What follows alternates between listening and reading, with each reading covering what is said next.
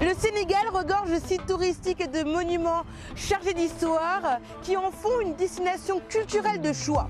Justement, aujourd'hui, nous allons aller à la découverte du monument de la Renaissance africaine, inauguré en 2010 par l'ancien président de la République, Ahmed Abdoulaye Wade, pour marquer les 50 ans d'indépendance de notre cher Sénégal.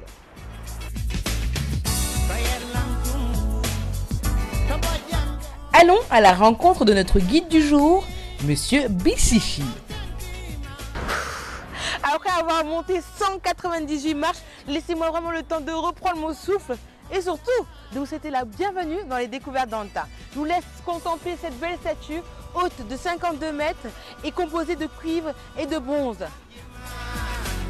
Il a été justement fait par un architecte sénégalais, il s'agit de Monsieur Goudiaby Atepa. Moi, ce qui m'intrigue, c'est de dire qu'apparemment on peut aller jusqu'au haut de cette belle statue. Ah, Monsieur Bichichi, vous allez bien? Ça va très bien. Très bien, merci. Alors là, moi, je suis femme prête pour la visite guidée. Moi aussi. Alors aujourd'hui, qu'est-ce que vous allez nous concocter comme menu? Aujourd'hui, ce sera la visite du monument. D'accord. On va voir le rez-de-chaussée, ensuite premier étage, deuxième étage, troisième étage et après, tac, on finit au 15e étage. Et je disais tout à l'heure qu'on pouvait trouver au haut, mais c'est plutôt au sommet justement de la statue, on peut avoir une vue panoramique. De tout Dakar.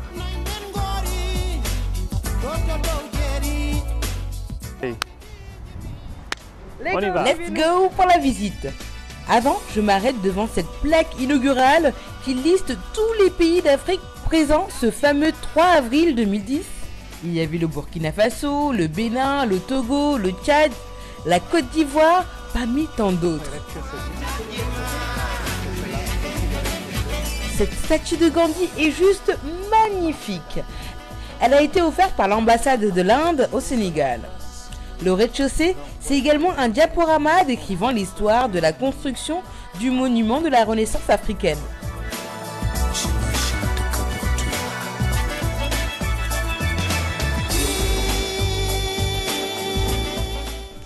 Montons dans l'étage, une petite excursion dans ce bel espace qui attire plus d'un grâce à la merveilleuse et impressionnante exposition temporaire, corps et matière de l'artiste sculpteur sénégalais Djibril Goudiaby, originaire de la Casamance.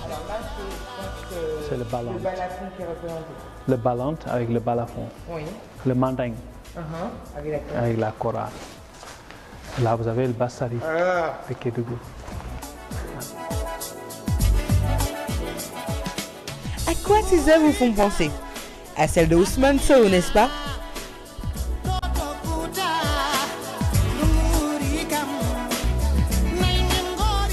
Lui, c'est le sage.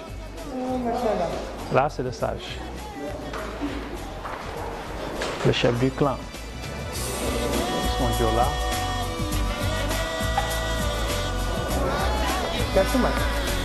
Michael.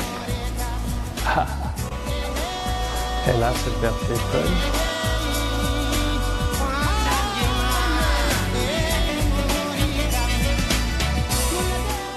Déjà, c'est une exposition Temporaire. Temporaire. Déjà, pour savoir si c'était temporaire ou définitif. Oui, oui. Aujourd'hui, est-ce que plein de personnes visitent ce musée? Ah oui. Depuis l'ouverture du monument, il y a eu du monde. Annuellement. On reçoit du monde. Du lundi au vendredi, c'est vrai que c'est pas régulier. Mais les samedis, dimanches et jours fériés, ça fait le plein. On refuse du monde. Les gens font des files indiennes dehors pour attendre, pour prendre des tickets, comme ce que vous voyez à la Tour Eiffel, les gens qui font la queue pendant des heures. À travers cette expo, les différentes coutumes et ethnies sénégalaises sont représentées. Je me trouve au 3e étage et j'ai l'honneur d'être au salon d'honneur.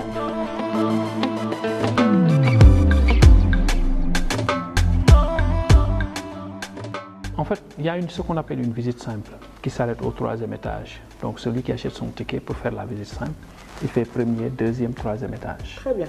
Maintenant, c'est ce qu'ils font à la visite complète. Ils auront le privilège d'aller jusqu'au 15e étage. J'espère que nous, les découvertes dans le temps, on aura ce même privilège. Oui, oui, absolument. Aller à la tête du monsieur là pour voir vraiment Dakar, la vue en panoramique de Dakar.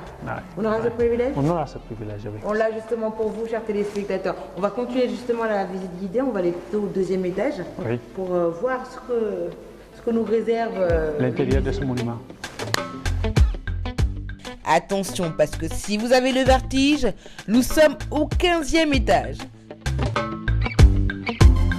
On a une vue imprenable sur Dakar et la presqu'île.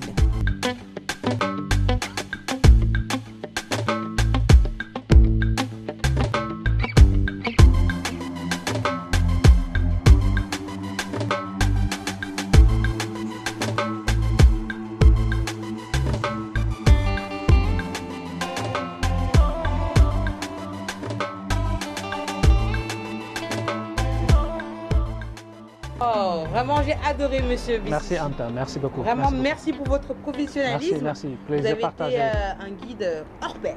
Merci, ça fait plaisir. Donc, en tout cas, je reviendrai et Inch'Allah. je promets, venez visiter le Sénégal, venez visiter le monument de la Renaissance et je vous dis à tantôt, Inch'Allah. Merci beaucoup. Okay, à bientôt. Merci beaucoup. Merci.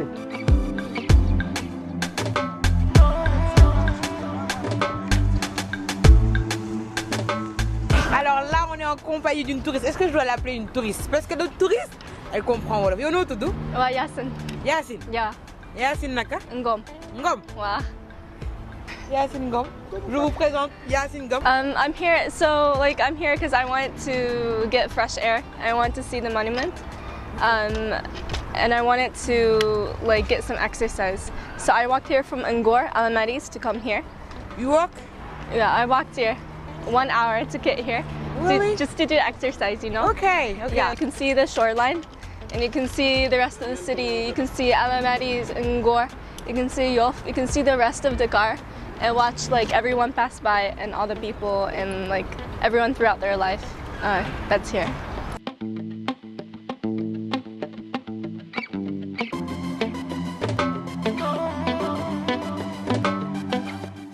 Au revoir Yacine Ngom. Allons à la recherche d'un visiteur plutôt sénégalais bon teint. Au début, c'est par curiosité. J'étais venu ici à plusieurs reprises. Au début, c'était juste pour venir faire le tour, un peu visiter le terrain et voir un peu le paysage. Mais j'avoue aujourd'hui que quand je suis entré à l'intérieur, j'ai changé un peu de vision parce qu'au début, c'était assez énigmatique quand même pour moi. Vu la taille de la structure et tout ça, donc il y a un peu cette phobie d'entrer à l'intérieur. D'habitude, je n'étais pas trop fan des sites touristiques, mais petit à petit, je commence à avoir cette habitude d'aller visiter un peu les sites touristiques au Sénégal, comme Gorée, par exemple, le monument de la Renaissance. Mais vraiment, j'incite les Sénégalais à visiter cet endroit parce que c'est vraiment magnifique à l'intérieur, c'est féerique, franchement. Les découvertes d'Anta, c'est également tisser des liens. Nous nous sommes fait quelques amis qui nous viennent de France, originaires de la République démocratique du Congo. Alors on est toutes les deux nées en France, mais on est originaires toutes les deux de la RDC. Voilà. Okay. En Afrique centrale. Exactement. Alors aujourd'hui, qu'est-ce qui vous a amené au Sénégal? Alors pour ma part, moi j'avais toujours eu envie de venir au Sénégal. Pour des raisons historiques assez évidentes, l'île de Gorée, et toute l'histoire du Sénégal autour, avec des grands auteurs comme Cheikh Anta Diop, des grands hommes et autres. Et j'avais vraiment envie de venir, et toute la scène artistique dakaroise. Donc j'avais vraiment envie de venir découvrir ce pays. Pourquoi ce choix? Pour deux raisons, parce qu'on en a entendu énormément parler lors de sa construction. Et deuxième raison, parce qu'un monument aussi gigantesque en Afrique, je ne sais pas s'il y en a beaucoup, et ce serait clairement, ce serait juste bête en fait de ne pas venir, quoi. Je ne peux pas dire que je suis allée à Dakar sans dire. C'est clair.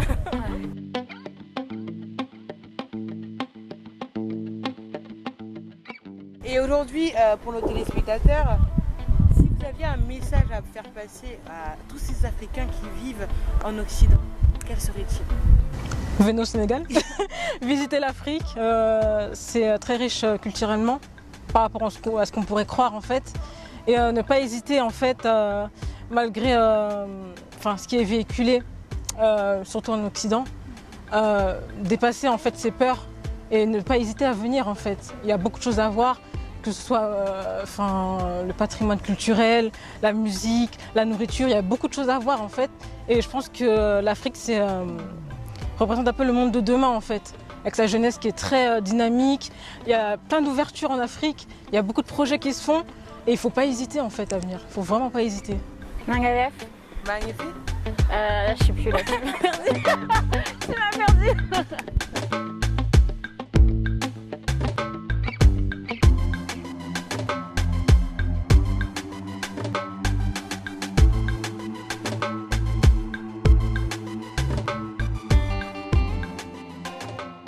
Et oui, les découvertes dans le tas tirent à sa fin. Nous avons passé un agréable moment avec notre guide et nous avons surtout découvert ces expositions qui sont à l'intérieur. Alors, comme je dis souvent, on ne montre pas tout. Maintenant, c'est à vous de faire le déplacement. Et pour moi, il est temps de méditer.